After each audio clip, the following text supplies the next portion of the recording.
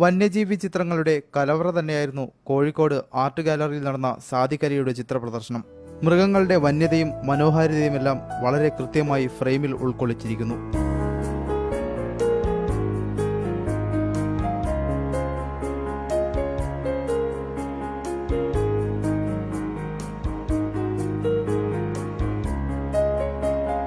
മനുഷ്യനും പരിസ്ഥിതിയും പരസ്പര ബന്ധിതമാണെന്നും അതിനാൽ പരിസ്ഥിതിയെയും ജീവജാലങ്ങളെയും സംരക്ഷിക്കേണ്ടത് അത്യാവശ്യമാണെന്നും സാദിഖ് അലി പറയുന്നു. നമുക്ക് മനുഷ്യന്മാർക്ക് മാത്രം ജീവിച്ചാൽ പോരാ, മറ്റുള്ള ജീവികളൊക്കെ പരിഗണിച്ചിട്ട് ജീവിക്കണം. ഇതൊക്കെ മനുഷ്യനും പ്രകൃതിയും കാടും ജീവികളൊക്കെ ഉണ്ടെങ്കിൽ എല്ലാം തമ്മിൽ ബന്ധപ്പെട്ട് കിടക്കുന്നത്.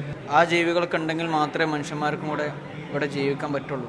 ഒരാൾക്ക് ഇതിനെ ഇഷ്ടപ്പെടാൻ കഴിയുകയും പിന്നെ ഇതിനെ സംരക്ഷിക്കണമെന്ന് തോന്നാനുള്ളൊരു മനസ്സുണ്ടാവുകയാണ് ഞാൻ ഈ ഫോട്ടോഗ്രാഫി കൊണ്ട് ഉദ്ദേശിക്കുന്നത്.